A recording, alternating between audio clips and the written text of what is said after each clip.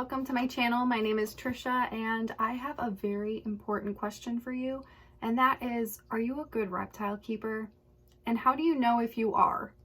So I came up with some important points that I think every reptile keeper should think about or question with themselves in order to basically improve their care, or just have some self-reflection on the things that they do when it comes to reptile keeping. I'm not saying that I am the absolute best reptile keeper and I'm the one that can just make this video because I know all, because that is completely not how it goes. But these are things that I ask myself on a daily basis and things that I think are very important. So I think it's important for other people to question themselves as well. Number one is research. So research is so important when it comes to reptile keeping. It's important to research before you get any animal and bring it home to make sure that you know everything about the animal and that you know you can provide the proper care for the animal in order to give it a successful life in captivity. Not only that, but once you bring the animal home, it's important to recognize that you should always be open to doing more research as time goes on, because we're always going to be learning new things about these animals, and it's important to accept that we aren't going to always know everything. There's always going to be more to learn, and so it's important to always be researching as time goes on.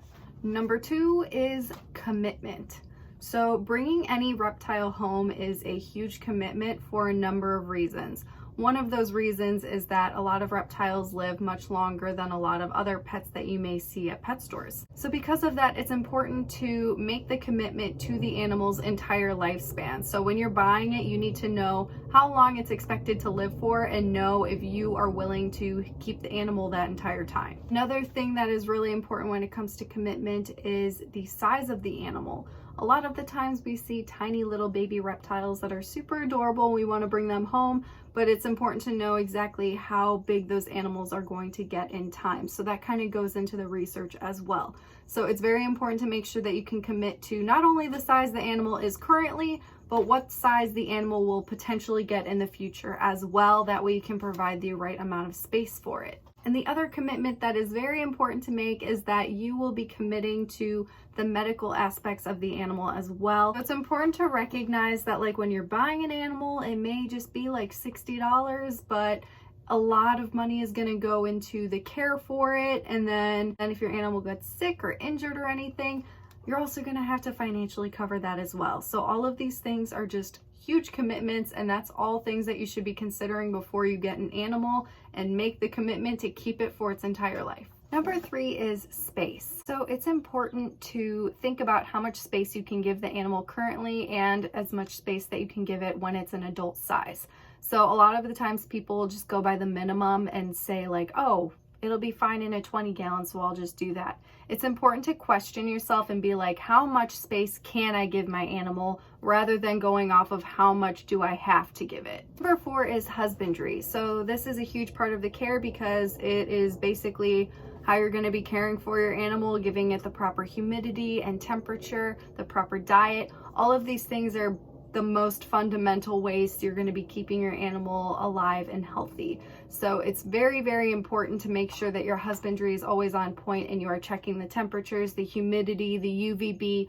All of these aspects should always be checked on every single day. Number five, I touched on a little bit in the commitment, and that is medical care. So it's really important to recognize that when you bring an exotic animal home as a pet, these animals are going to cost a lot if you have to see a vet.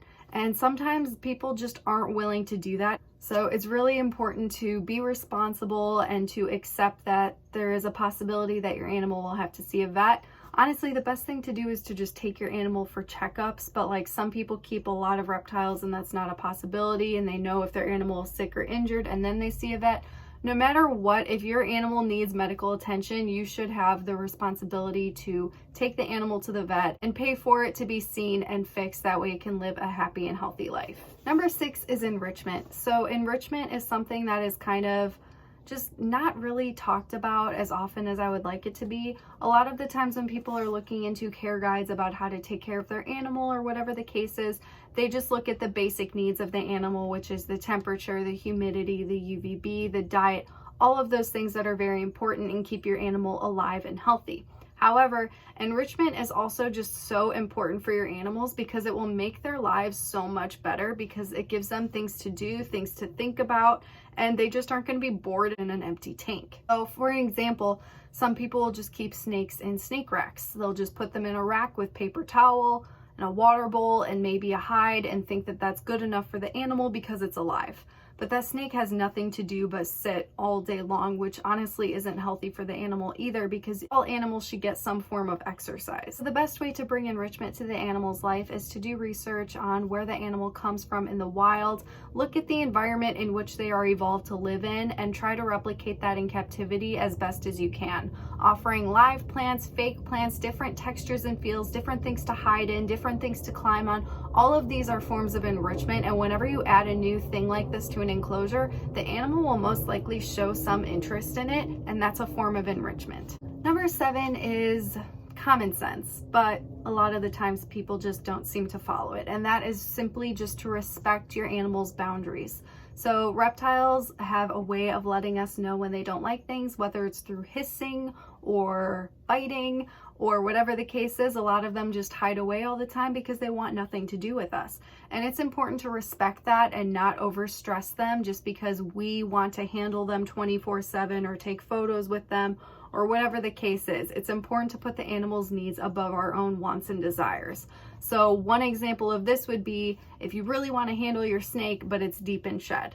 It's best to leave your animal alone when it's in shed because they're very itchy during that state and uncomfortable. They can't see very well, and they're more likely to be defensive because they're in a very vulnerable state. So if your animal is in a state like that, it's very important to respect the animal, give it its space during that time, and not over push it past its boundaries. That way you're stressing it, because the best thing to do when keeping reptiles is always to keep their stress levels down as low as possible. The next one is cleaning. So cleaning is very important with any animal that you're keeping in captivity. It's best that they are in a clean, healthy environment that they can thrive in. And cleaning just goes into part of the care with husbandry. So people ask me all of the time how often I clean my enclosures or if I do it on a schedule and how that works. And for me in particular, some people do go off of a schedule, but that's not what I do. I just like to spot clean every single day. Something else that helps is having bioactive enclosures that have cleanup crews within them. That helps to keep the environment a lot cleaner as well, but I'm also still spot cleaning. I just spot clean every day. And spot cleaning not only is for poop, but it is for leftover food that is left in the enclosure that the animal doesn't eat. If you just like leave old rotting food in the enclosure, there's going to be bacteria and bugs, and it's going to be an unhealthy environment for your animal. So obviously you want to be cleaning out any extra food within the enclosures, any poop, anything that's just gross that you don't want to be there. You want to also make sure that the water bowls are nice and fresh. All animals should have access to fresh water at all times. And all of those things just go into cleaning and husbandry, which honestly I think is best to just check up on with each individual animal every single day. And the last thing that I have is that you should always be willing to improve your care. So a lot of the times you'll see people fighting on the internet because someone will be offering advice. Sometimes they don't do it in the nicest way and they can be pretty insulting. And it's really hard to listen to people when they're insulting or rude on the internet. However, it's really important to still consider what they're saying, even though you may not like the tone, just because they may be offering some solid advice that you can incorporate into your own care. So if it's not helpful, then it's best to avoid any toxic, negative stuff on the internet, of course. But it is important to recognize that we are not perfect and that things are always going to be changing and we can always improve things. That's something that I'm always doing with my animals. I'm always thinking about how I can improve their enclosures, how can I upgrade, what else can I add to the enclosures. All of these things are things we should constantly be questioning ourselves just to improve the care of our animals to give them better lives. So those are all of the tips that I have about questioning yourself as a reptile keeper for today. If you guys have any others, please go ahead and leave it in the comments. I would love to hear what you guys have to say. I hope that you guys enjoyed today's video, and I will see you guys in the next one.